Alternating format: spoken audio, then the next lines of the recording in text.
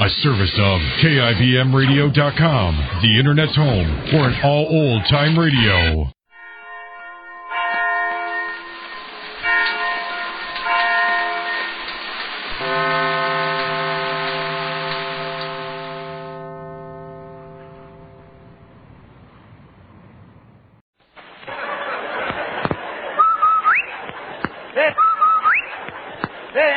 Did you hear that, the whistle? Sure do, Amos. That whistle means rinse-o white, rinse-o bright, rinse-o new. Yeah, that's right, and it means that this is Sunday and we was on the air for 1950 rinse-o with Solium.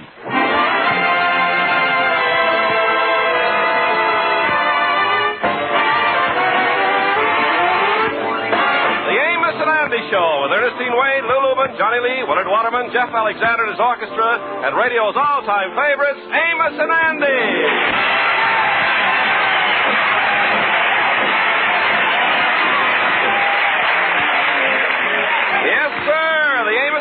Show brought to you by Lever Brothers Company, makers of new 1950 Rinso with Solium, the soap that gets your clothes whiter and brighter than new.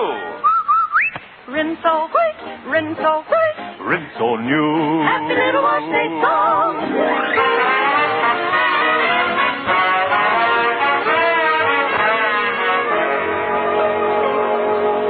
Last year at the Thanksgiving celebration at Sapphire's mother's house, George Kingfish Stevens surprised the 22 assembled relatives by getting to his feet and making the following irrevocable statement.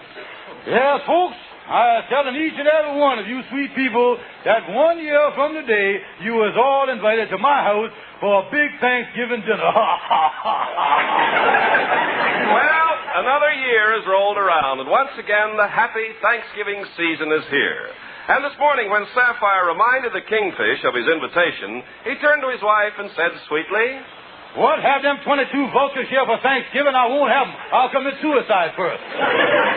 George Stevens, you done invited them here, and they're coming. And that's all there is to it. Well, now listen, Sapphire, we can't feed that mob of gluttons. Gluttons? Why, at Mama's house last year, they all had perfect manners. Perfect manners, huh? Why, when that food come on, they charge for the table like Notre Dame's backfield. George, you're getting all worked up over nothing. If we get a 15-pound turkey, that'll be plenty. Not if your mama's there, it won't. 15-pound turkey is just like one hors d'oeuvre to that old local. George, you can complain all you want, but you was the one that invited my relatives. Now, what you gonna do about it? Well, maybe we can take them out to eat. Take them out to eat? Why could you take 22 people? Well, I might be able to make reservations at the Salvation Army. I don't know. Now, listen, George, we're going to have dinner here at home, and you is going to provide the dinner, and that's final. Well, now, wait a minute, Sapphire. George, I want to start off the meal with the shrimp cocktail. Then salad, cranberry sauce, candied yams, mince pie, pumpkin pie, and a nice turkey. Yeah, well, you're going to have to get a pretty light turkey, because all I got is $1.25, I tell you. George Stevens, this is one thing you ain't getting out of.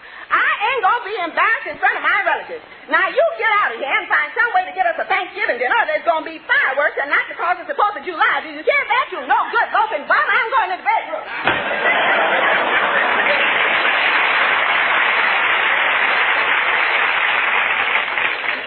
Holy smokes, why did I have to marry a woman with a Dynaflow mouth?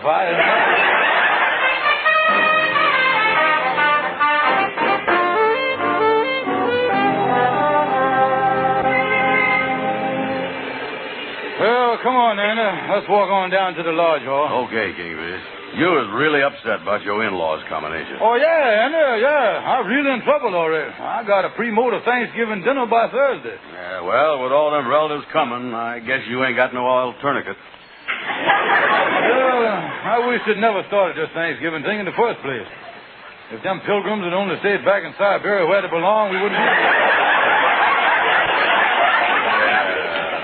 I guess that Paul Revere is much to blame as anybody. Riding around town on a horse shouting, "The Pilgrims is coming." Yeah, that's sort of thing, all right. Then on Thanksgiving Day, the Pilgrims asked all the in-laws to come in, and then they went out and shot turkeys for them. Yeah. That's where they made the mistake. If they had any sense, they'd have shot the in-laws instead. That would have been a nice custom to carry on through the years. Hey, you know, Kingfish, if you was got to feed all them in-laws... you see the way that truck skidded around the corner? Sure did. Hey, wait a minute, Anna. Now, where are you going, Kingfish? A package just fell off the back of that truck. Let me get it. Yeah, go ahead, get it. What is it, Kingfish? What you got? Wait a minute, Anna. Wait a minute. There's a little hole in the wrapping paper here. Let me take a squint inside. Yeah. Andy, you won't believe what's in there. The hand of fate just slipped me a turkey. A turkey? Yeah, it's all cooked and everything. All you got to do is to heat it. Come on, Andy. Let's take it in the lodge hall here while I get my bearings here. Yeah, let me see the thing. Yeah, go ahead, peek through the little hole in the bag. Yeah, it's all done up in wax paper. Look at that. Oh, look at there, boy. He has a golden brown. Yeah, come on in the lodge hall here and let's close the door. Well, Andy, that was a lucky break. And I can't take the turkey back because the truck went by so fast that neither one of us see the name on it to tell who the thing belongs to. You see, we can't. It was Thompson's marker. I say we can't. You got a dinosaur mouth too, ain't you? Listen, all I say was it was Thompson's market. I didn't hear a word you say and stop hollering Thompson's market at me. Couldn't nobody see nothing. The address was 487 West 135th Street. Listen, Andy. And the telephone number was Lehigh 59256. Listen, Andy, did you ever hear the old saying, speech is silver and silence is gold? Yeah, I hear that. Well, why don't you put your big mouth back on the gold standard then? All I can tell you is what I see with my own eyes. I seed the truck. You know what happened to you, don't you? What? You done see the mirage. A mirage? What is that? Well, that's a common thing, Andy. Like when you was out on the desert. You see something there that ain't there, that's all. Well, if it ain't there, how do you see it? Well, binoculars. Yeah. I never thought of that. That's right, yeah. But it's still kind of funny that I see the truck with letters on it nearly a foot high. Yeah, funny, all right, yeah. But you say that was a mirage that skidded around that corner, huh? Sure was a big one. Yeah, well, Andy, there's bigger mirages than that. There is? Yeah, you take one of them steamships that cruises around the world that I heard about. It's one of them tropical islands in the Pacific. The passengers went ashore, danced with the natives, picked bananas off the trees, ate coconuts, and spent 2 glorious weeks at the place before they found out there was no island there at all. Yeah, well, that sure makes this truck mirage look like nothing. Oh, yeah, and now that I have convinced you that you didn't see what you saw, now let me figure out where I'm going to keep this turkey. I wonder if you would mind keeping it in your icebox, then. Well, wait a minute, here. What's the matter with that refrigerator you got, Kingfish? Well, I'll tell you, Andy, I had a little difference of opinion with the electric company about 2 months ago, and they done severed my connections. That's what they did. Okay, then, I'll keep it for you. But, Kingfish, I still don't think you're doing the right thing keeping the turkey that don't belong to you. That's liable to start bothering your conscience. Well, then, I just convinced you that neither one of us know where it come from. Yeah, well, I know that we don't know where it come from. Yeah, well, then, what does you expect me to do? Why don't you take it back to Thompson's Mirage on 135th Street?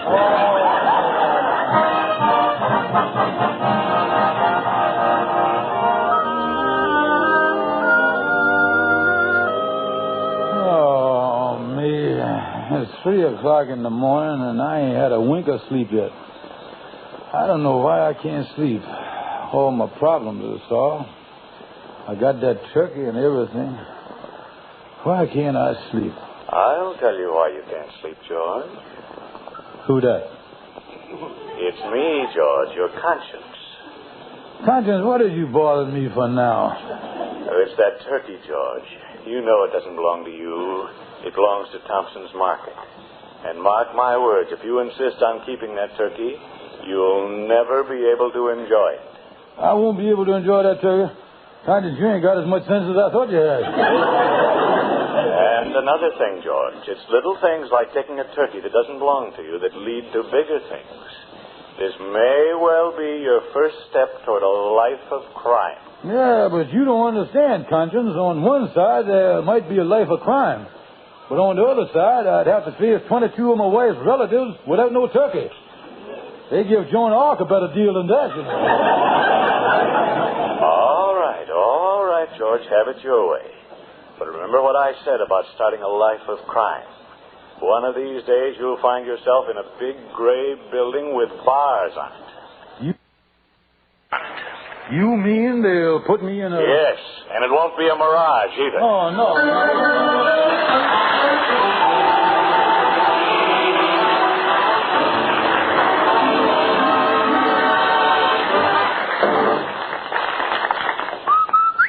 Happy little wash day song, for a wash that's whiter and brighter than new.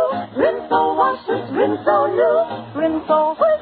Whiter than new, Rinso white, brighter than new, Rinso white, Rinso white. Rinso new. Rinso new. It's an amazing fact. 1950 Rinso with Solium gets white clothes whiter, washable colors brighter than new. Rinso new. Even on rainy days, Rinso puts sunshine in your wash. No other soap can make your wash so white, so bright, because no other soap contains the scientific sunlight ingredient, Solium. 1950 Rinso gets out more dirt. Yes, gets out more dirt than any other type of wash day product. And yet Rinso is so safe for clothes, so kind to your hands. Get Rinso today. See your wash become whiter, brighter than new. Rinso white, Rinso white. Rinso new. Happy little wash day song.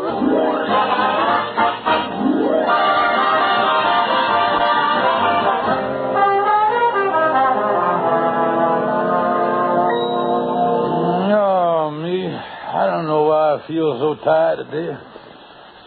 I guess it's because I didn't get no sleep last night with that conscience bothering me. Well, come in, Shorty. Greetings of the holiday season. Yeah, Happy Easter. Merry Christmas. Happy New Year. You can't. What day is it? Well, Thanksgiving is the one I was talking about, Shorty. And I'm going to tell you something. I was in a mess about the thing, too. You see, I done something a little wrong. And all last night, a voice kept nagging at me, keeping me awake and making me miserable. Yeah, Kingsfield. You ought to put a muzzle on that sapphire. Yeah. No, Shorty, no. I tell you what, it was just my conscience that was bothering me. What was that bothering you for? Yeah, well, the gust of the thing is that I found a turkey, and, well, I didn't know what to do about it, so...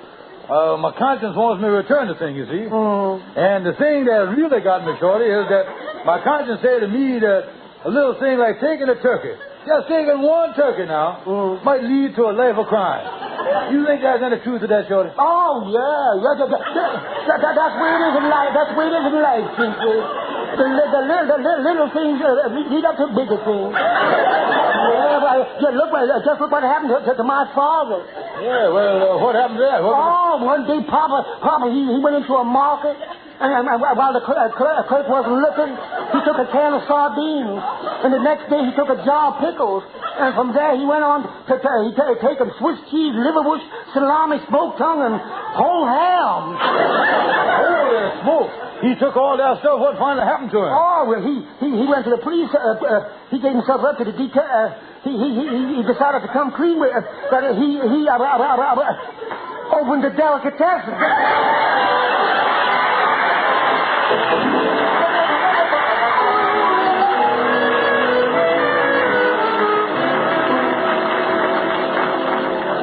Oh, me. With that conscience bothering me half the night, I didn't get much sleep. I'm going to see if I can catch a little cat nap on the sofa here. I'll lay down here in the lodge hall and take a little nap. Turkey leading to a life of crime. That's the craziest thing I ever heard. I better get some sleep here and forget about that crime stuff. After all, it could never happen to me. Life of crime. Life of crime.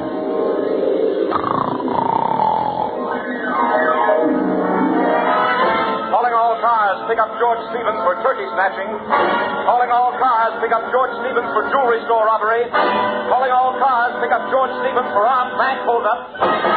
Calling all cars, pick up George Stevens for blowing up Fort Knox. Shoot on sight.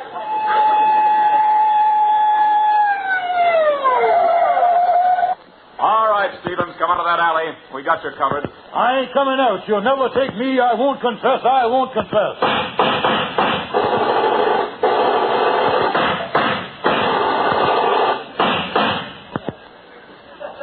Where do I sign, fellas?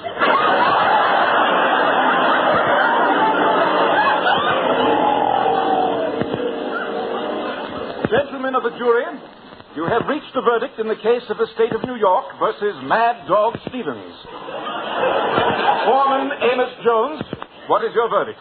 Well, we find the defendant guilty on all counts and recommend the death penalty. Was the jury's decision unanimous? Well, we had no disagreement except one there. 6 of us wanted to hang him and 6 of us wanted to burn him.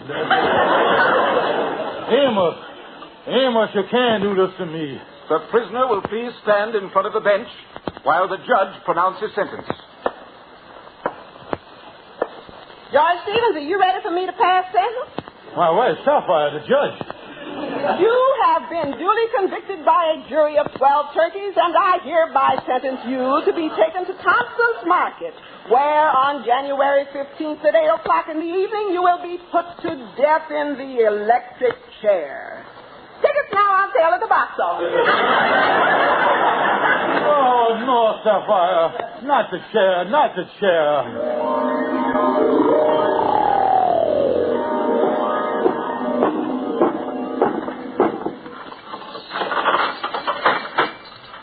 Oh, it's you, Warden. Don't just stand there. Say something to me. Hello. Andy, you the warden. Yeah, what about it? Andy, you gotta help me. Look, they ain't fooling. They has already slit my pants leg. What's next, Andy? What's next? Well, we usual shaves the top of the prisoner's head, but you got a pretty clean job there as it is.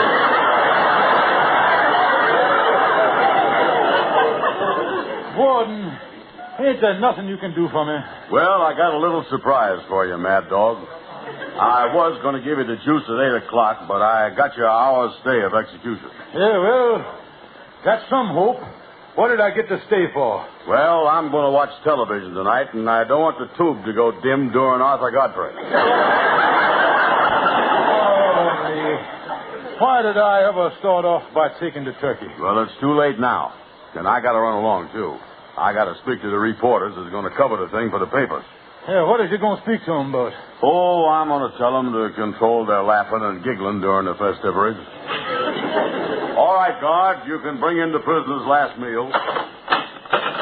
Oh, me, my last meal. What is it, guard? Well, it's going to be pork and it's going to be prime, nice baked Virginia, roast turkey with Thompson dressing.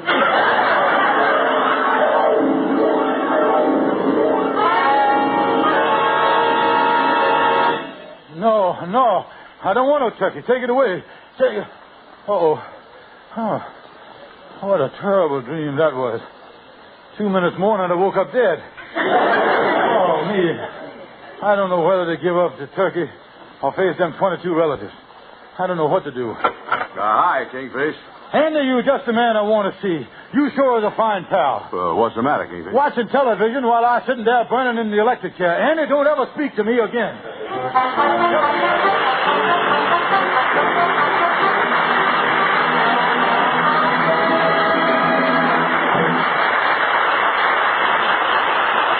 This is Ken Carpenter. You know, friends, I'm not easily amazed, but here's something that never fails to impress me.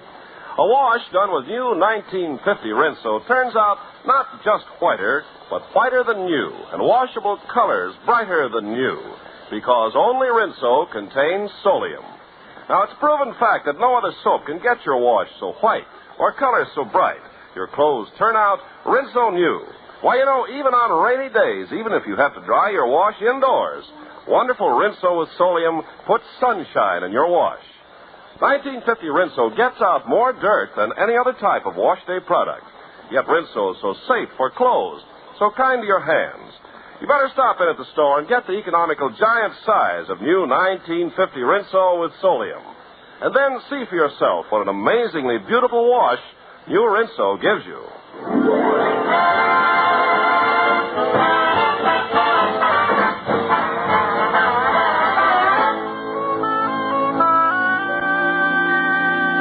Well, I'll get on into Calhoun's office here. I got to do something about that turkey. I couldn't stand no more of them awful dreams. Hello there, Calhoun. Be with you in a minute, Kingfish. I'm just dictating a letter here to my secretary. And so, gentlemen, if you will take care of this matter referred to above, I'm sure we can come to terms which will be mutually satisfactory. Yours very truly, Algonquin J. Calhoun. Wait a minute, Calhoun. Who is you dictating this letter to? Ain't nobody here but the two of us. Well, but doggone, I keep forgetting that gal quit this morning. Calhoun, the reason I come to see you, I really in a dilemma here today. What's it about, Kingfish? Yeah, well, now look, I found a turkey that didn't belong to me, and my conscience is telling me to take it back. So on one side, I got my conscience bothering me, and on the other side, I got a 15-pound turkey. Now, what would you do in a spot like that with a turkey? Set the oven at 470 degrees and baste it every hour. But you see, my conscience won't let me do it. Well, tell me this. Does you know who really owned the turkey? Well, I guess I dug the horses myself. Thompson's Market. Well, the only thing I can see for you to do Kingfish, is to raise the money and then pay Thompson. Yeah, but who I gonna raise the money from? That's the problem. Well, Andy Brown is your best friend, ain't he? Yeah, he's the best friend I got. Well, what good is a friend if you can't jip him? That's it. That's what I'll do. I'll figure out some way to get the money from Andy. Well, if I don't see you for the next few days, Kingfish, I hope you have a very happy Thanksgiving. Yeah, thank you. Where are you eating Thanksgiving, Calhoun? Well, you see, every Thanksgiving for the past 3 years, I've been taking the turkey up to my gal friend's house. Yeah, boy, she really loves it. She always so grateful when I bring the turkey that she throws her arms around me and we smooch for an hour. Oh, is that right? Yeah, but you know something?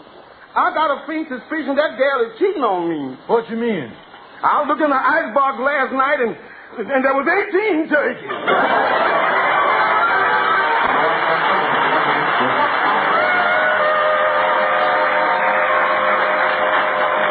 Well, I'll get in Anna's room here. That saying of Calhoun, what good is a friend if you can't jip him, sound like an old proverb of mine. Come in. Oh, hiya, Kingfish. Yeah, well, hello there, brother Andy. Glad to see you, old pal. Glad to see you. Well, what you doing sitting down in the chair there, brother Andy? Oh, I'll be with you in a minute, Sheriff. You know, I've been walking around all day, and I just changed my socks. Changing your socks, huh? Yeah, I'm changing the right one to the left foot and the left one to the right.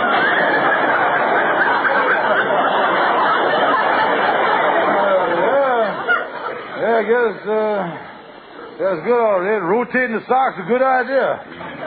Yeah, then the hole don't always come up on the big toe, do it? Yeah, what you doing? You come up here to get your turkey out of my icebox? Not yet, Andy, old pal, my friend. I just come up here to cheer you up, poor lonesome boy. To cheer me up? Yeah, let me put my arm around you here. I love you, Andy. Yeah, I know. You know, me and Sapphire was talking about you this morning. Mm-hmm. Talking about how sad it is that you got to spend this gay holiday season all by yourself. You know, I got all choked up about it, Andy. You did, huh? Oh, yeah. I blubbered so much at breakfast, I cried right in my plate. Oh. Yeah, my tears filled up all them little squares in my waffle I was eating.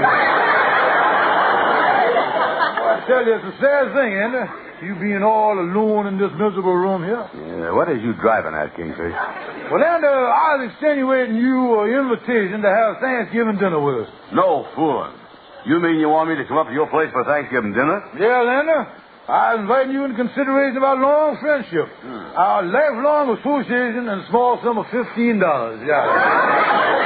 $15? Mm-hmm. You know, Kingfish, when you start slapping me on the back, sooner or later, your hand always slips down to my wallet. Well, now, wait a minute there, Andy. Think of what you're getting for your money. That $15 entitles you to a turkey, cranberry sauce, all the fixings, plus the love and affection of 22 genuine relatives. That's what you get. The love and affection of 22 relatives. Yeah, that's right. They'll maul all over you just like you was one of the family. Yeah, not only that, Andy, but your $15 entitles you to a ringside seat for the carving, too. Ringside seat? That's right, Andy. You'll be right up there with the breast and the second joint set. Not back in the bleachers with the stuffing and gravy crowd. I tell you, Kingfish, I'd like to come, but tell you the truth, I only got a couple of dollars to tide me over the holidays. Only got $2? Yeah, that's all. Well, you wouldn't enjoy it anyway, Andy. I tell you what, you just bring the turkey by at 1 o'clock on Thursday, come to the back door, and then be on your way. Yeah, but wait a minute, Kingfish. What was I going to do for Thanksgiving? I ain't got no place to go. Well, the best thing for you to do is drop down to the mission. You liable to run into some other penniless bum down there, and the two of you can be thankful together. See you later. Happy Thanksgiving, man.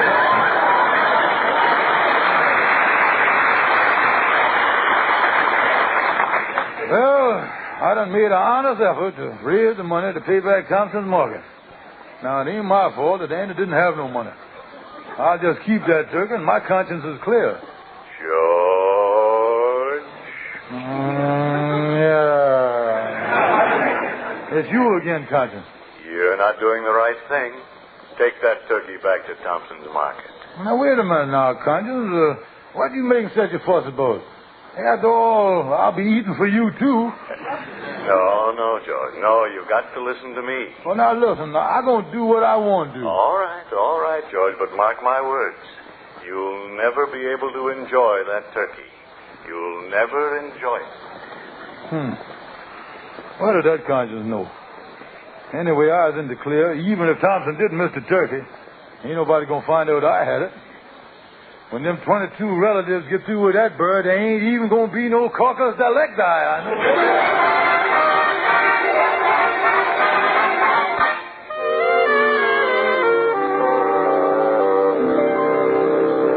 Sapphire, I see all the relatives is in there. Oh, yeah, George. They all showed up, all 22 of them. Yeah, there sure is a mess of them, all right. I just walked through the living room. They're all perched up there like a pack of timber wolves. What time did you say Andy'd be here with the turkey? Well, I told him to be over here at 1 o'clock. He ought to have been here 5 minutes ago. Now, wait a minute. That's him at the back door now. Wait a minute. I'll open the door and let him in there.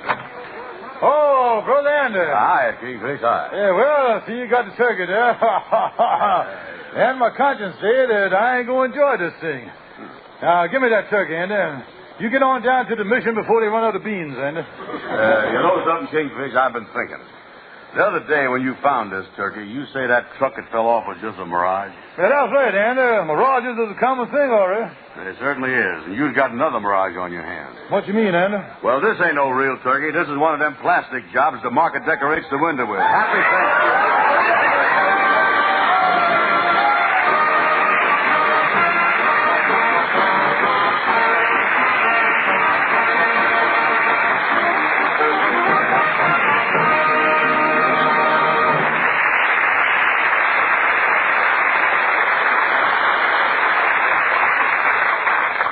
Well, Andy, you know what's just as good as a box of Rinso for washing clothes? Certainly.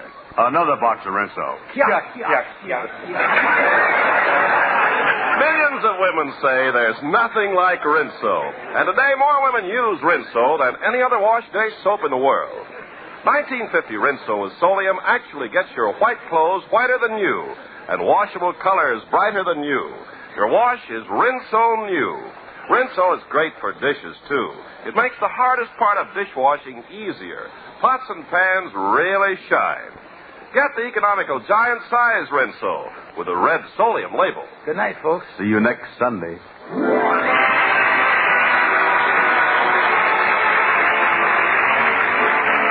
sure to be with us next Sunday at the same time when Lever Brothers Company, the makers of new Rinso with Solium, will again present the Amos and Andy Show.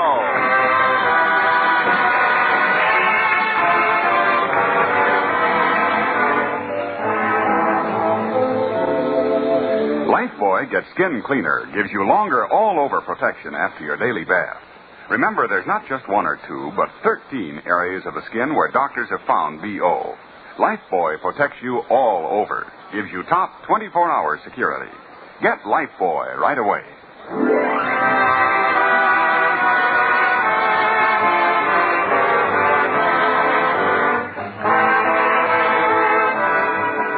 Be sure and listen to the Amos and Andy Show at this same time next Sunday. And stay tuned for the Edgar Bergen Charlie McCarthy Show, which follows immediately over most of these stations. This is CBS, the Columbia Broadcasting System.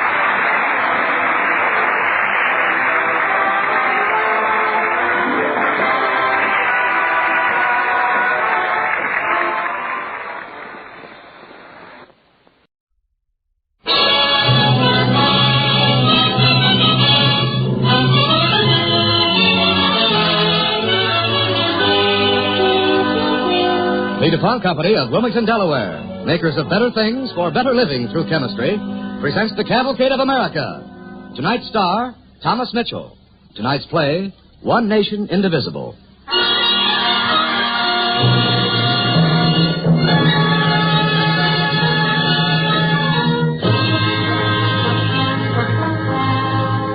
He was a great newspaper editor, maker of presidents, an indomitable crusader. He proclaimed that he feared no member of mankind, and it was true. But equally true, though most often hidden, was the fact that he loved all mankind. He was Horace Greeley of the New York Tribune.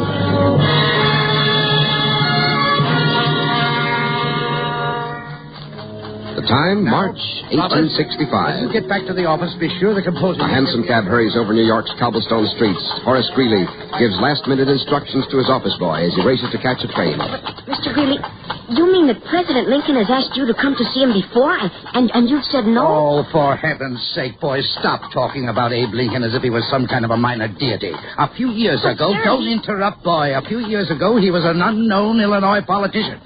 It was largely my doing that he got to be president in the first place. Your doing, sir? Read about the Republican Convention in 1860. I didn't really want to give Lincoln the nomination, but it was the only way I could stop Seward. But hasn't he made a good president, sir? Well, he's only human. I've had to point out his mistakes from time to time. But yes, on the whole, I'd say he's been a good president. But then why have you refused his invitation, sir? Why? To keep my independence, boy, my freedom, to make up my own mind. Well, why did you accept this invitation, sir? Well, Huh? Yes, now that I give it a thought, I don't rightly know why I did say yes this time. That's peculiar. I don't rightly know why.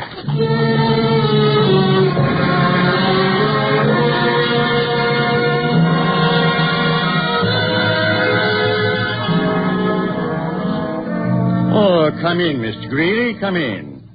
Good to have you here at last. Good day, Mr. Lincoln. How are you, sir? Have I changed so much, my friend? Well, it's been 4 years. I imagine we both changed a little. Yes, I imagine so. Greeley, I asked you down here for one reason. Yes? Soon this terrible war will be over, and we'll be one nation once again. But what kind of a nation? I'm not sure I understand you, sir. We took up arms for one reason, to preserve the Union. And with victory, it will have been restored, at least geographically and legally. But otherwise, I'm greatly afraid the breach will be wider than ever. Even before the last Confederate flag's lowered, there'll be an outcry from the North for, well, it'll be called justice. In this case, the more proper term is revenge. And revenge can breed only bitterness, and bitterness only more revenge. It's a frightful, endless process, Greeley.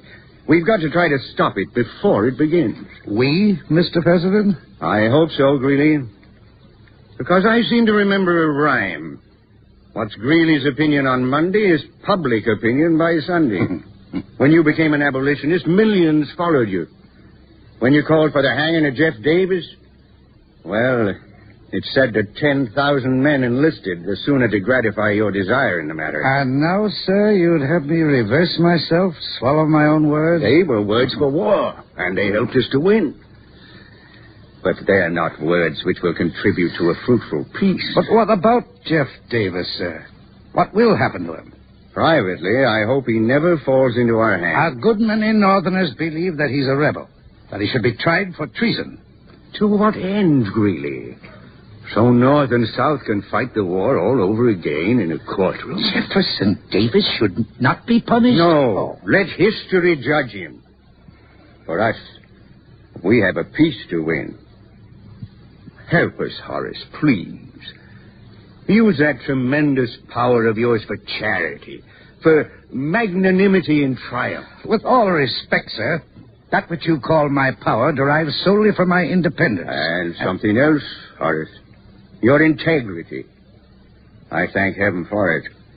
There are already too few men in this world on whose integrity I'd stake my life.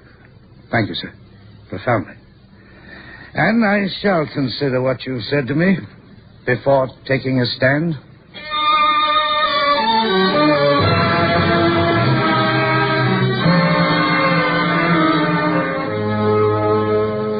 It's mid-April now. Lee has surrendered. Richmond has fallen. The Confederate capital changes almost from day to day as the small party of officials, led by President Jefferson Davis, moves southward.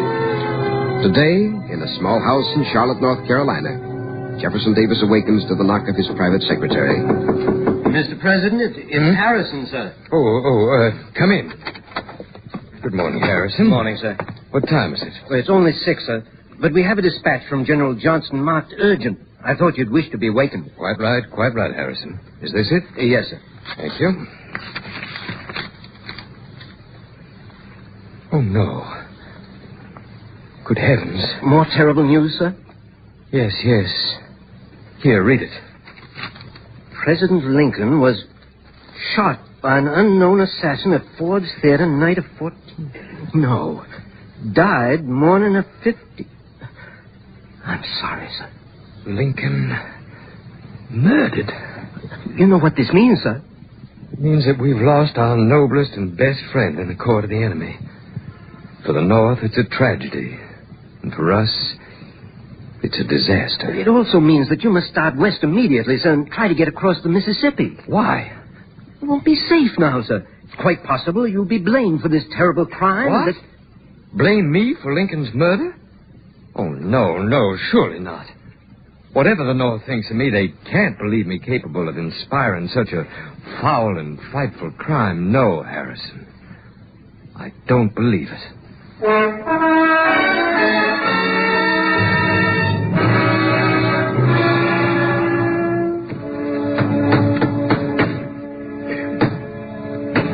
$100,000 reward, said the poster, for the arrest of Jefferson Davis, wanted for complicity in the atrocious murder of Abraham Lincoln. A week later, Jefferson Davis was captured by federal troops. He was taken to Fortress Monroe, Virginia, and put in chains. Hang him, cried the northern newspapers. But Greeley's Tribune remained strangely silent. And now in his office, the great editor sits impatiently while his publisher quotes from one rival paper after another. And listen to this. In the name of justice, we call for the speedy trial and subsequent hanging of Jefferson Davis as an arch-rebel and murderer. And here... Yes, I've read them. But they're outselling us by tens of thousands merely by parroting your words from the past. And you sit there and write nothing. You, of all people. I never called Davis a murderer, Samuel. And there's not one bit of evidence to connect him with Lincoln's death. There never will be. But at least he's a rebel and thus a traitor. Why, you were the first to call for his hanging. Why are you so silent now when at last he's in our hands? Our chains, you mean? What is it, Greeley? What's troubling you? You haven't been your old self not since... Well, come to think of it, not since you went down to Washington to see the president. You've never told me, Horace. What happened? Nothing. He just looked... He looked tired. Terribly tired. Oh? Poor Abe. If he'd only lived. However, the Almighty must have had other plans. But, Samuel, could it be? Could what be? What are you talking about? Could it be, Samuel, that I, Horace Greeley, am included in those other plans? I still don't know what to... Samuel, tell me. Why did I accept Lincoln's invitation last March after refusing him for years? Why? Tell me why. Well, if you didn't know... If I didn't know and I did not, then only the Almighty knew. And the Almighty knew something else, Samuel. He knew that Abe Lincoln's time on Earth was brief. And if I hadn't gone to Washington when I did... Yes, of course. Oh, Samuel, what a fool I've been not to have realized. John. Realized what, Horace? I don't... yes, Mr. Got Greeley. your pencil and paper? Yes, Good. sir. Sit over there and take this down. Yes, sir. Editorial entitled, let me see. Entitled Magnanimity and Triumph. Were those his words? No matter, he'd want me to use them. What are you up to, Horace? Don't distract me, Samuel. Now take this down, John. Yes, sir. Earnestly, I speak out at this moment to plead against passions certain to be fierce and intolerant. I plead for humanity, for forgiveness of all who have trespassed against us. Horace, this from you who wanted Davis hanged? What in the Samuel, world? I'll thank you either to be quiet or to leave my office. Take this, John.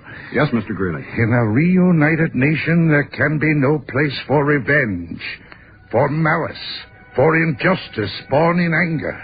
The time has come when charity must replace bitterness, when the spirit of brotherhood must vanquish vindictiveness. And so at last I speak out to state that which I believe with all my heart. Jefferson Davis must be set free.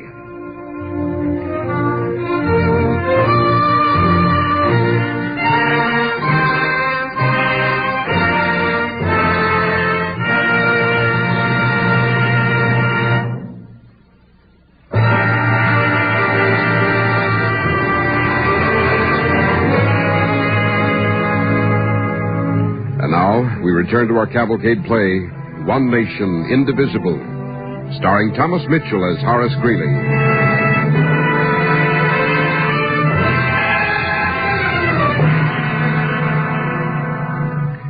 Nearly 2 years have passed since the beginning of Horace Greeley's editorial crusade for magnanimity and triumph. But Jefferson Davis, as yet untried by any court, still remains a prisoner in Fortress Monroe, an insurmountable obstacle to the friendly reunion of North and South. And in his New York office, the great editor is once again closeted with his publisher. Greeley, please, is there nothing else to write about? You think it's wrong to crusade for charity and forgiveness? No, of course not. No. But no one even reads you anymore, Horace. Why should they, when they've read it all 100 times before? I don't know, Samuel. Perhaps you just isn't the time yet. The North isn't ready to forgive Davis and the others, and no amount of words will change their minds. You know, I hate to admit it, but for once, Samuel, you may be right. Even I've grown weary of shouting at the deaf. If you keep it up any longer, you might as well say goodbye to your hope of being the next senator from New York.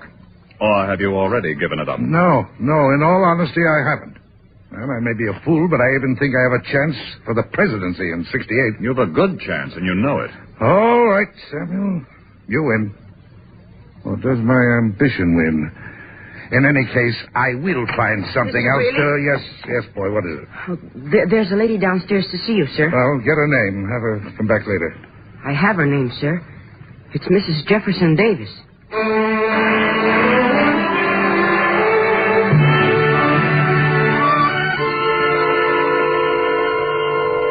It was good of you to receive me, Mr. Greeley. Very few gentlemen in New York will. And scarcely gentlemen, madam. In any case, the loss is theirs, not yours. Why, thank you, sir.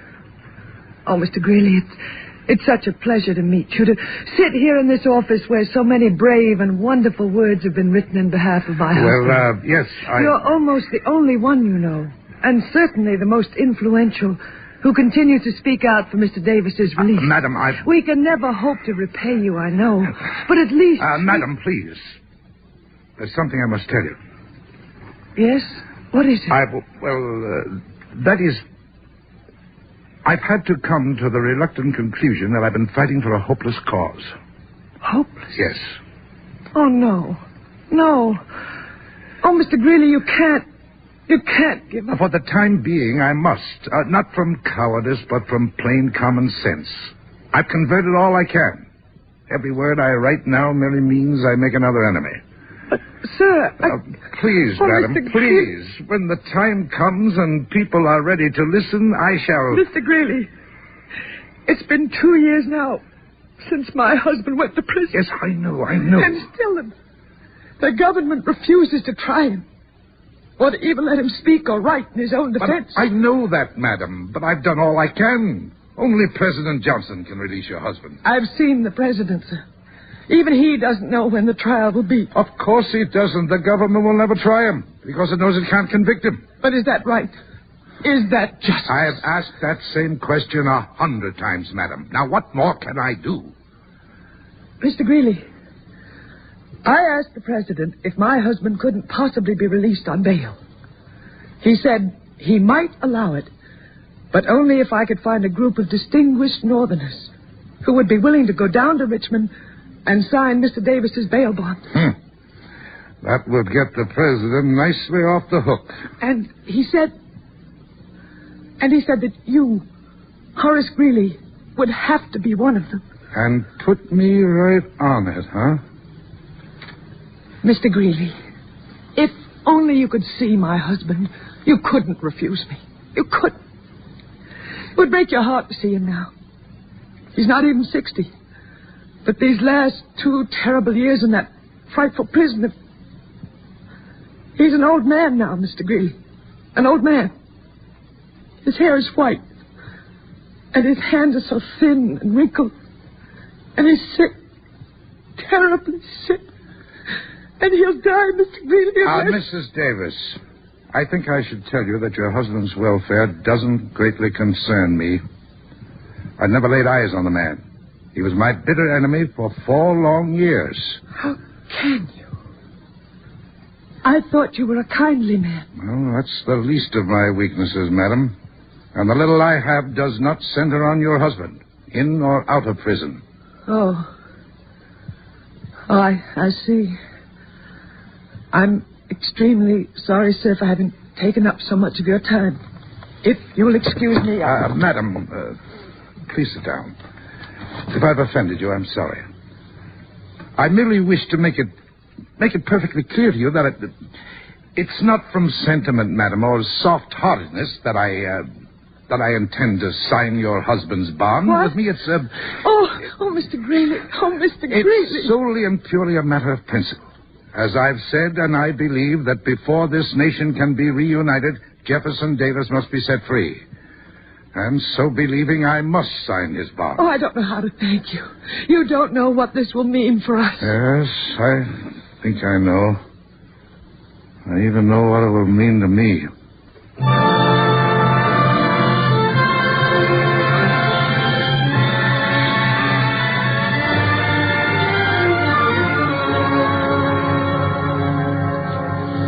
In a few days, the news of Horace Greeley's intentions had swept the nation. And the frankest expression of Northern opinion came from those closest to Greeley. Greeley, we're your friends. And until now, you've been the principal power of our party.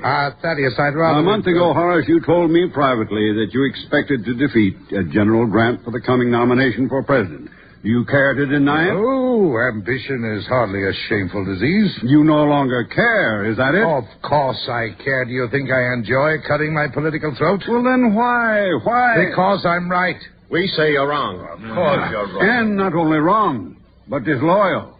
Disloyal to our party. Disloyal to the North. And worst of all, disloyal to those thousands of boys in blue who marched off to die with your words, your stirring words urging them on. I was right then and I'm right now. In whose judgment? Mine and Lincoln's. Lincoln's?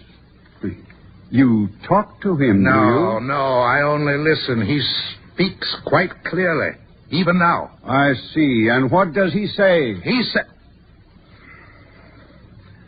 says, Horace, control yourself. Resist temptation. Neither shoot these gentlemen nor kick them down the stairs, nor bother to reason with them. Merely tell them what they are. These little men with little hearts and little minds and hearts so tiny that there's no room in them for charity, for forgiveness, or for brotherhood. Remind them, too, that the war is over. The quarrel resolved. The tragedy finished. Explain to them. All right, Greeley. Go to Richmond. But you'll go alone. And without our signature. I'll find others. There must be others. But find them or not, I shall go to Richmond.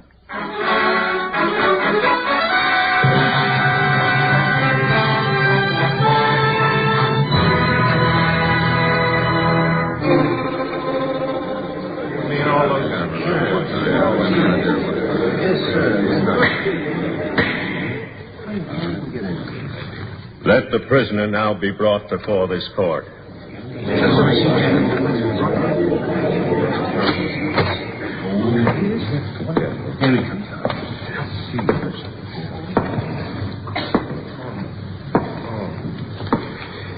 In the crowded federal courtroom in Richmond, Virginia, All eyes turn from the judge into the door. Slowly a man enters. He looks old. His step is feeble. But he holds his head high, and his eyes are proud.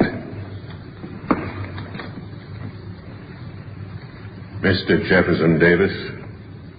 Yes, I am Jefferson Davis. Mr. Davis, motion has been made that you be admitted to bail. The motion has been found acceptable, provided a group of citizens are willing to sign your bond. Is Mr. Horace Greeley present in the courtroom? I am, Your Honor. Will you step forward, please? Yes, Your Honor. Are you willing to sign the prisoner's bond? I am, Your Honor. And are there any persons with you of similar willingness? There are, Your Honor. And their names? I'll give you this list, sir. You see, there are 20 of them. How many have gotten that many? Are their qualifications suitable, Your Honor? Considering that they are some of the most distinguished men in America, yes, I believe so, Mr. Greeley. The following gentlemen will please step to the desk of the clerk and there affix their names to the bail bond of the prisoner. Mr. Horace Greeley of New York, Mr. Cornelius Vanderbilt of New York, Mr. Garrett Smith of New York, Mr. Aristides Welch of Pennsylvania, Mr. Horace Clark, Mr. Benjamin Wood, Mr. Abraham Warwick. One by one, the distinguished gentlemen from the North step forward. William Lyon. Each one adds his signature to the bail bond. And when all have signed, the greatest barrier to friendly reunion has been removed. Jefferson Davis is free.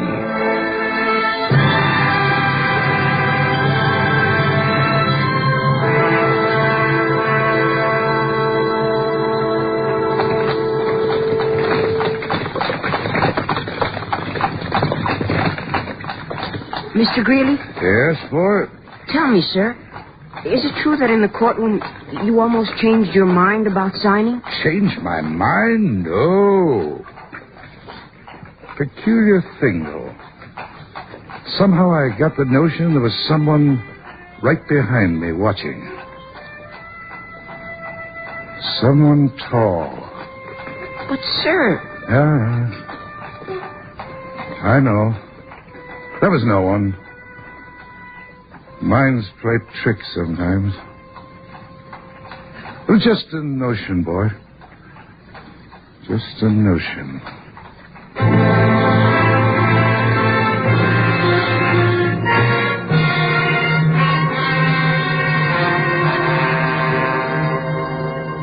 Horace Greeley was to pay a high price for this defiance of public opinion. His dream of high public office was forever shattered. And as an editor, he would never again regain his former influence. But in time, all America was to follow his example. And Lincoln's dream and Greeley's hope would come true. Soon America would be once again, for all time, one nation, indivisible.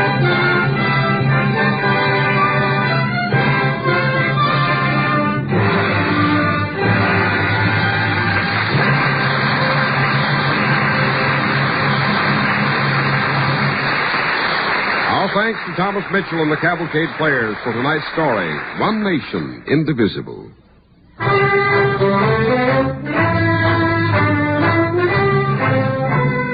Tonight's DuPont Cavalcade was written by Warner Law.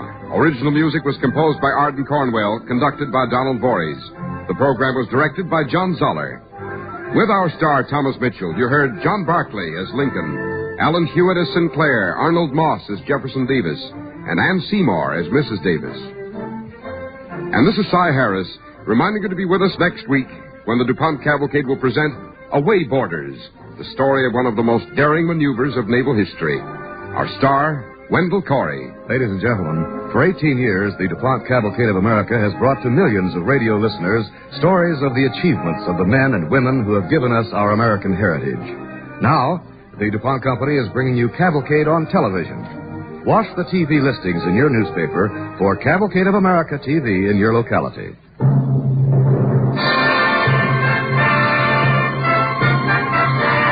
The DuPont Cavalcade of America came to you tonight from the Velasco Theater in New York City and is sponsored by the DuPont Company of Wilmington, Delaware, makers of better things for better living through chemistry.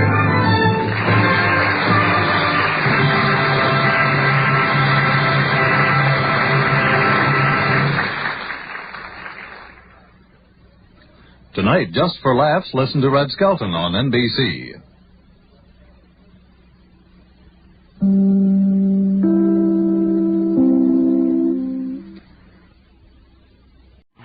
The Johnson's Wax Program with Fibber, McGee, and Molly.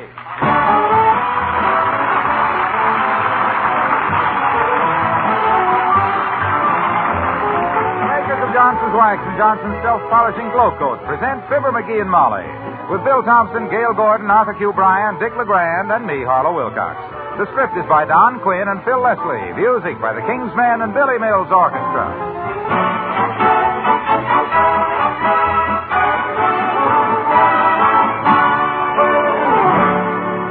2 weeks ago, we first announced the big news. Johnson's Glow Coat is now positively water repellent.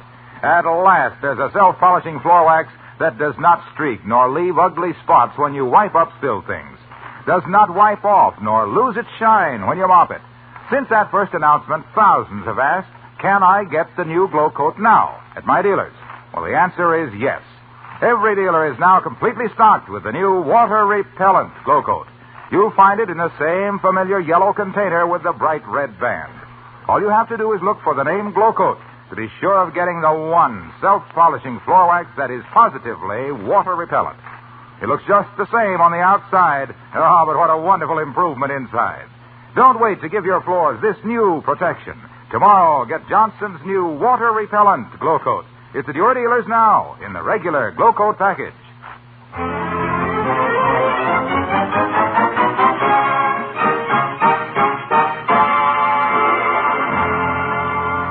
Due to an error made by a late-for-a-date stenographer in typing out the governor's annual proclamation, today is Thanksgiving in Wistful Vista. But the squire of number 79 is in no mood for it. He just got his tax bill, and he thinks this is a day for vultures, not turkeys. Listen to him as we meet Fibber, McGee, and Molly.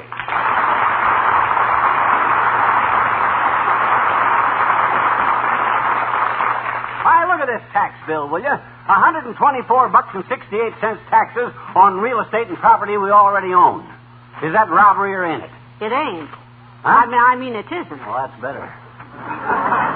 You know, that's $4 less than we paid last year. My gosh, it ought to be less. It ought to be a lot less. Think of the depreciation. Think of the wear and tear. Think of the time I've... Think of my eardrums and stop shouting. Well, gee whiz, $124... Look, sweetheart. You're a fine broth of a boy, but you woke up this morning full of croutons. Calm down, relax. Baby, I woke up this morning full of gladness. I could hardly shave for laughing. I sang in the shower. I loved humanity. I was happy old McGee, the smiling elk. And then what happened? I get a tax bill for $124.68. For what? I ask you for what? McGee. Huh? You're awfully cute when your eyes flash fire like that. But I don't want you to scorch your eyelashes. Will you listen to Mother a minute? Sure, but I warn you, I'm in a very unreasonable mood. Yes, I know, but after all, this is Thanksgiving. Thanksgiving, pada. Thanksgiving was all very well for an ignorant pilgrim. What taxes did he have on a little old homemade log cabin and a rusty blunderbuss? Well, as long as you're so upset about expenses, you don't have to take me out for Thanksgiving dinner like you promised. I'll fix something at home. Gee, you will? Certainly. I'd love to do it. Huh? What do I care if I just got a new permanent and a facial and spent my month's allowance on a new hat and haven't got anything in the house to eat except some cabbage and a half a dozen weenies? How we fix for mustard? Our last drop drop of mustard went to the dry cleaners yesterday on your blue necktie. Well, then we better eat out. I can't eat weenies without mustard. Well, all right, but remember now, I fought to stay home. I know, kiddo. The taxes are going to ruin us anyway, so we might as well go to the poorhouse in a cab. My gosh. Come in. Well, heavenly days. Happy Thanksgiving, Doctor. McGee, it's Dr. Gamble. Hello, my dear. And a happy Thanksgiving to you, too, turkey face. Thank you, stuffing belt. And don't blather about Thanksgiving to me. I ain't in any mood for it. Sonny, did I ever tell you about the time my aunt's cat fell into the vat of dill pickles?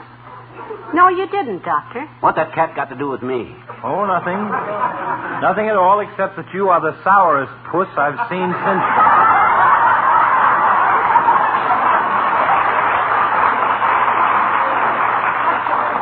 Well, he's a little upset over his tax bill, Doctor. A little upset? You know what my tax bill was, Fatso? $124.68. Mine was $210 for the same size house.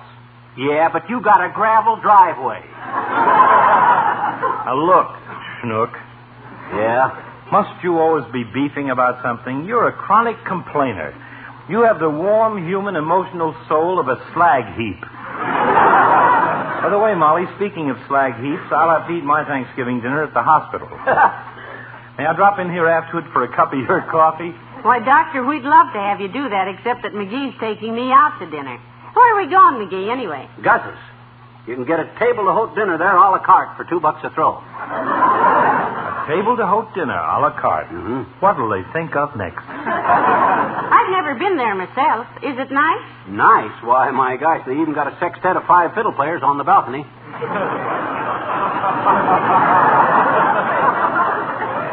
Playing the violin on cellos. Yes, and the music is free. Strauss is on the house. Have fun, children. Fun with a tax bill hanging over me for $124? Now, please, McGee, please. One word of advice, Grouch Bag. Yeah, Snook. I am an expert, more or less, on contagious diseases. According to my researches, one of the most infectious things in existence is a smile. It will hurt a little at first, but try one, son. Maybe you can start an epidemic. So long, Molly. Good old Dr.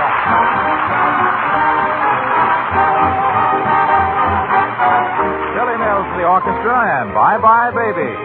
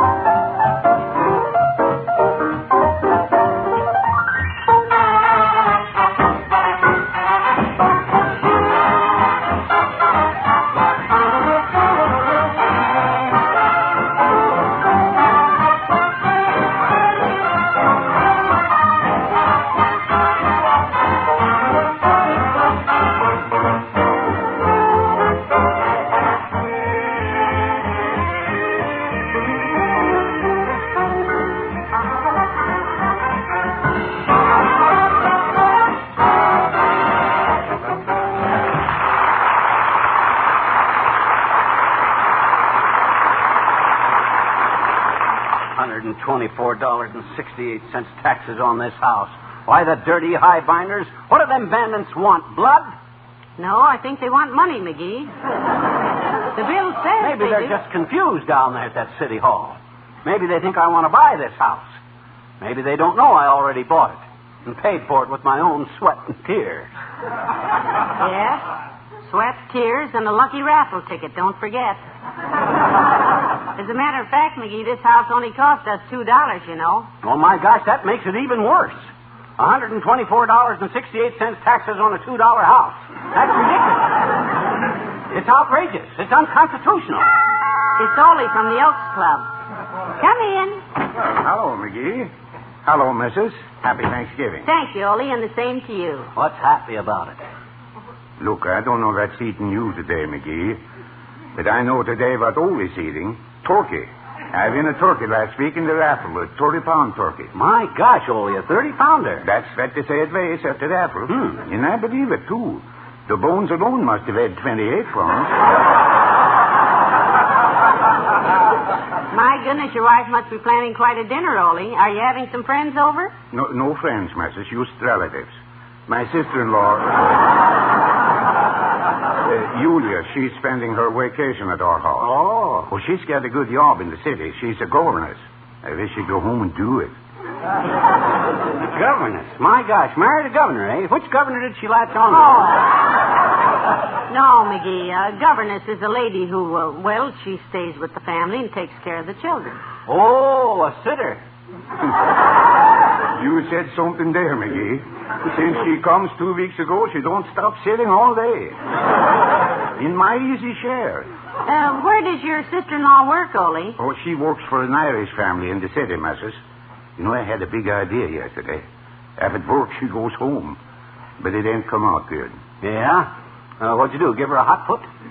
Why don't you try something subtle, like throwing her trunks out the window with her in them? That ought to get Now, quiet, McGee, and listen to Ole. What I did, Mrs., I called her up on the phone from the Elks Club, and I changed my voice with Irish dialect. Oh? Hello, I say. Julia, I say, that is your boss, Mr. Jan Ye O'Malley. Jan Ye O'Malley? Sure. Julia, I say, begorra, we just can't get along without her. So, will you please wash up your vacation in wistful Worcester and come back on the yard? But it ain't work. It don't work. Well, somebody must have tipped her off. Maybe one of the kids told her it was you. Say, how many kids you got at your house, Ole, anyhow? I know 2 of them, but there are more, aren't there? Because... Oh, sure. Me and the missus, we got 3 kids now. We got another one on the way. Oh, that's wonderful. I didn't know that, Ole. Another youngster on the way. Yeah, my oldest boy, Lars, he's on the way from Chicago. So I go meet his train now. So long, Master. So long, Ole.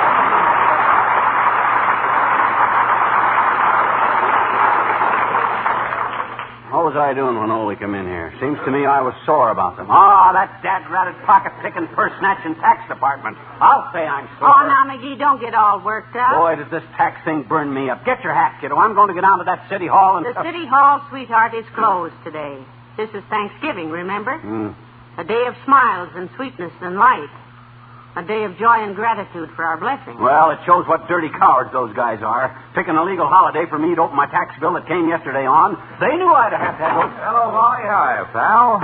Happy Thanksgiving, kids. And the same to you, Mr. Wilcox. Nice to see you. Happy Thanksgiving, he says. Sure, it's a happy Thanksgiving for him. Has he seen our tax bill? When I say happy Thanksgiving today, I'm not kidding, kids. I've got plenty to be thankful for. Well, we all have, Mr. Wilcox. Yeah, well, them tax bandits loose, terrorizing innocent people with their big bills. Yes, indeed, because with Johnson's self-polishing glow coat, the new water-repellent glow coat, I can really talk turkey to housewives these days. Bah, cranberry sauce. Look, with conditions like they are... Because, you see, here at last, kids, is a self-polishing floor wax that is positively water-repellent.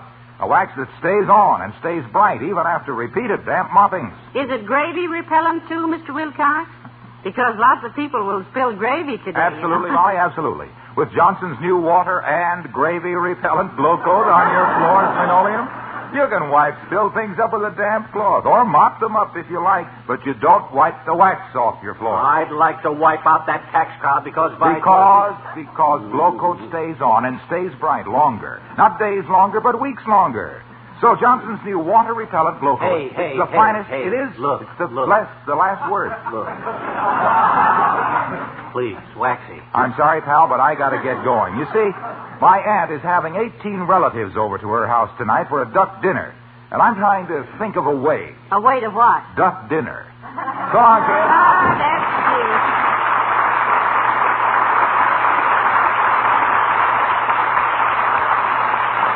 How can that guy talk about food when the whole tax structure, the whole nation is tumbling down around his ears? The whole world in a turmoil, and Wilcox goes right on making a living. Oh.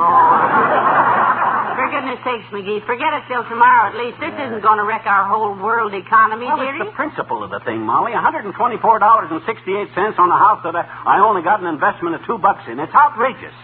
It's exuberant, that's what it is. Exorbitant. I'm glad you agree with me. Why, this thing amounts to government conjugation of property, you know that? This could grow into... Where are you going? Up to get dressed. It's nearly time to leave if we're going to Gus's for dinner. Oh. Now, you better get shaved, too, dearie. Okay, Tootsie. That much time, you know. In a minute. There goes a good kid. And steady as a rock. She knows the whole world is in a mess.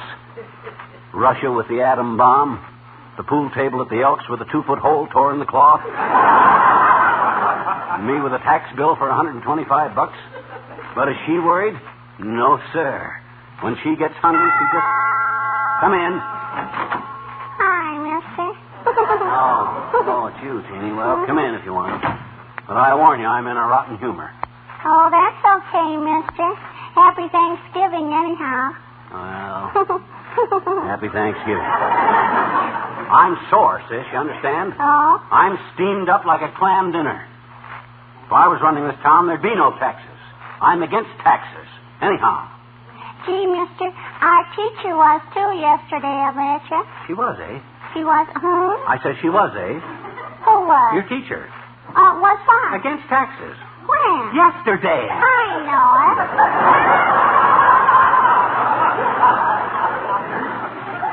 Willie Choops put him in her chair. Huh? They were thumb taxes.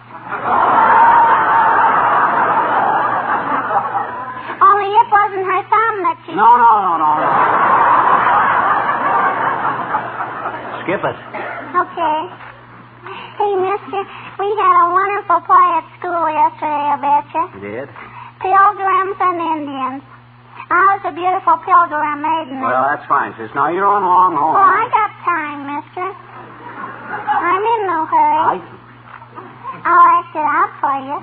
I'll act the whole play with all the parts. No. Absolutely no. Okay. Just the last scene. The big scene. I, the beautiful pilgrim maiden, am tied to a stake, see? Yeah. And the savage redskins, which stare the kindergarten kids with watercolors on their face, they're going to sculpture me. What? Sculpture me. Cut off my scalp with a willy hawk.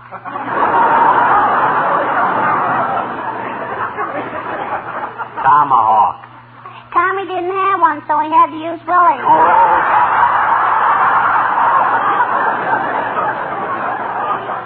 It's very uninteresting. Now, look, sis. Willie comes sneaking through the forest with his trusty bow and arrow. Only Willie fell down, and the arrow flew out of his hand and shot the principal behind the potted palm. And the principal screamed and jumped on our teacher's foot, and she let go of the rope that holds the curtain up, and the curtain fell down and knocked one of the savage redskins into the front row in the school superintendent's lap. And broke his glasses. And now we got a new rule at our school. No more plays.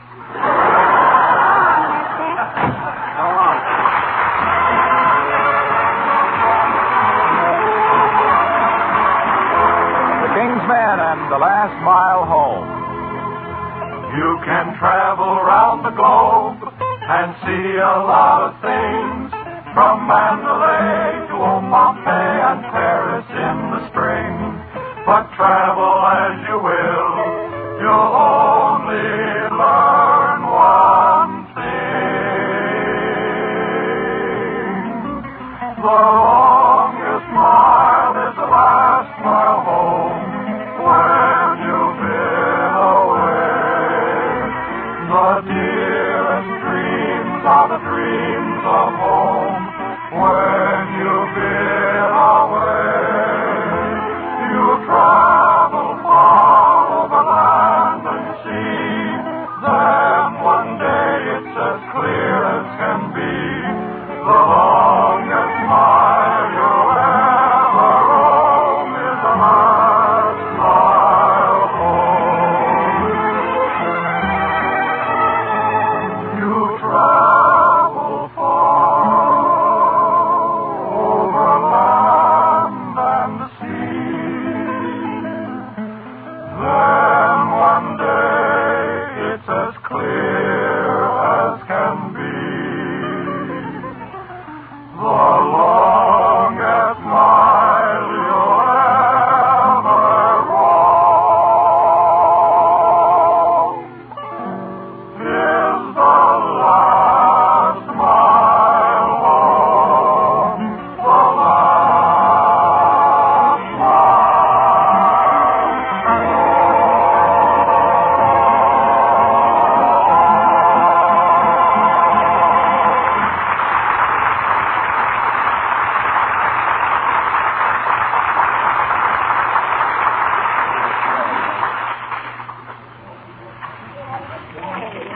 My goodness, this is good food, McGee. I'm certainly glad you insisted we have our Thanksgiving dinner out. Well, you know me, kiddo. You're a Lulu in the kitchen, but now and then I get hungry for a good restaurant-cooked meal. But I was telling you, but when I ate at the training table in my baseball days... Well, Mr. and Mrs. McGee, is everything all right? Just fine, thank you, Gus. This is a wonderful dinner. Ought to be. $2 a throw. Well, I'll be back pretty quick. Anything you want to speak up. Okay, Gus. What were you saying about your baseball days, McGee? Huh? Oh, yeah. Well, we didn't get meals like this when I was in training. Well, what'd you play? First base, wasn't it? I was a pitcher. Manager of the team saw me standing around one day, and he says, "You pitch, don't you, Shorty?" And I says, "Sure." "How'd you know?" "Well," he says, "you're small and you got big ears, and little pitchers have got big ears, so go get into a uniform and let's see what you got." So as relief pitcher, I traveled all over with the team. Southpaw? No, Ma, mostly around the Middle West.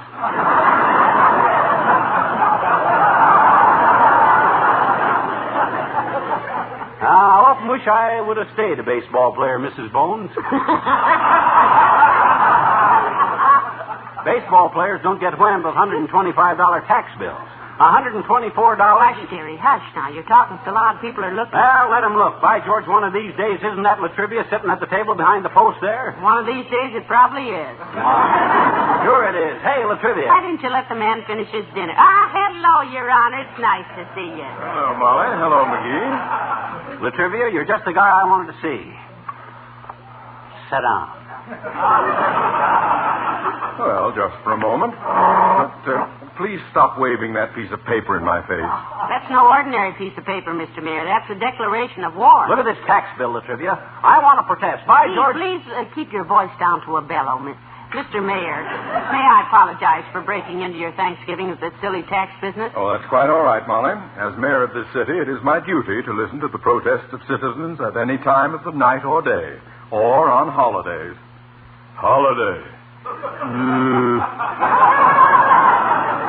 I haven't had a decent holiday since Dr. Gamble took my appendix out. Well, as the nurse said when she pulled the string out of the candle and told the patient to get out of bed, there's no wick for the rested.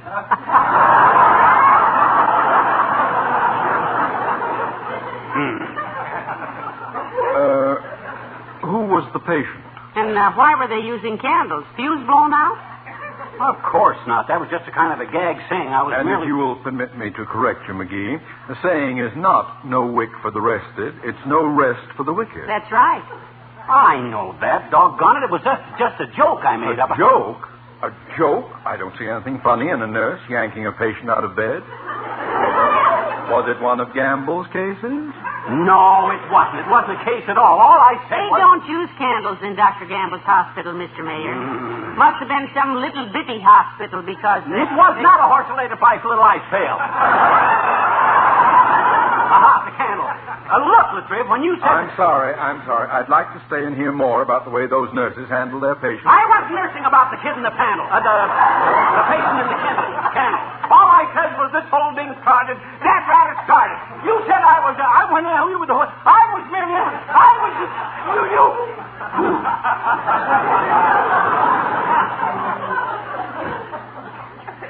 Latrivia? Yes, McGee? You going to be in your office tomorrow? Are you coming in? Yes. No. Good day, Molly. Nice to see you.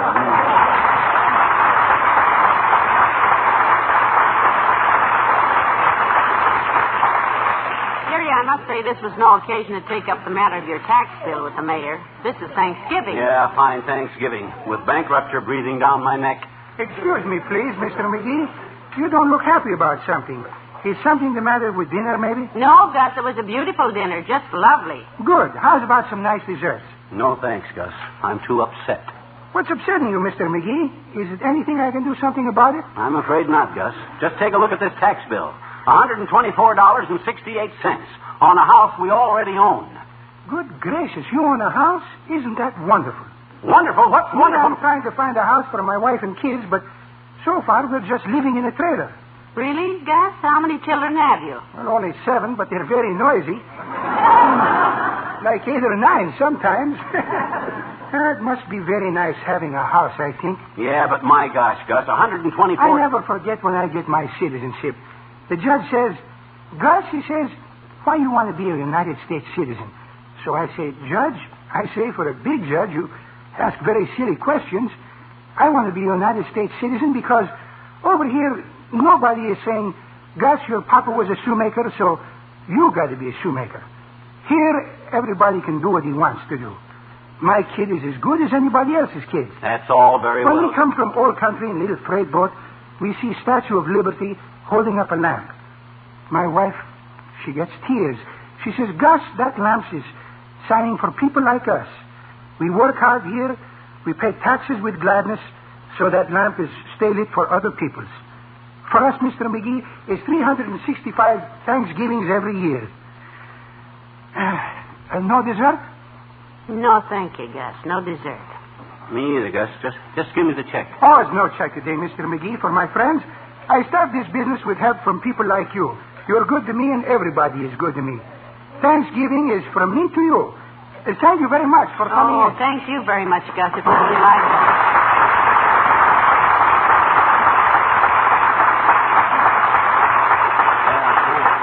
We'll see you next week, Gus. Come on, Molly.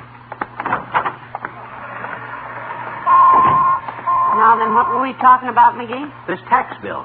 $124.68. It's ridiculous. Oh, I don't. For a swell little house like ours, my gosh, it ought to be at least $200. I'm going to see the assessor tomorrow and see if I can...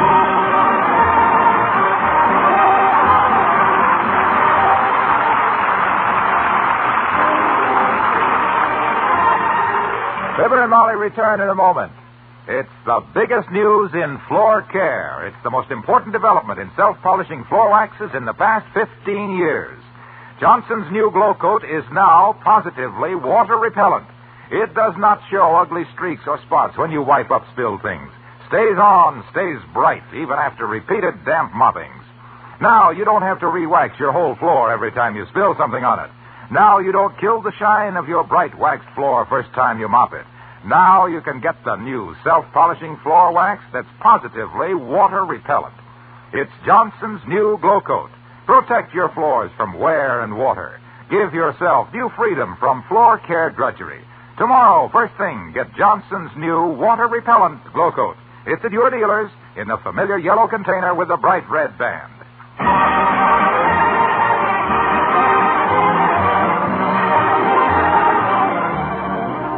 Well, that was a nice finish for a Thanksgiving day, McGee. Gus serves a fine meal, doesn't he? I'll say, I never walked in there yet, but I didn't waddle out. I think I'll get all his customers together and organize a PTU. PTA, you mean? PTA, yes. You mean Parent Teachers Association? No, Protruding Tummies of America.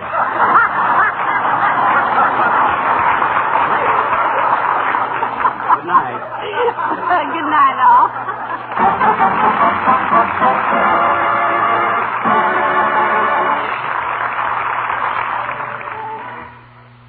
Don't spend hours cleaning and polishing your furniture for Thanksgiving. Get your furniture sparkling clean and shining bright with one application of Johnson's Cream Furniture Wax. It's the fastest wax furniture polish money can buy.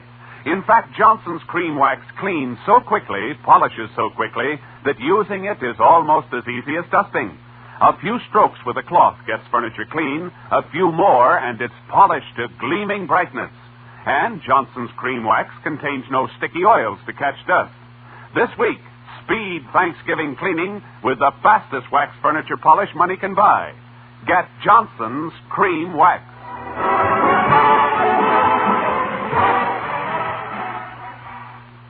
Stay tuned for Big Town, coming to you next on NBC.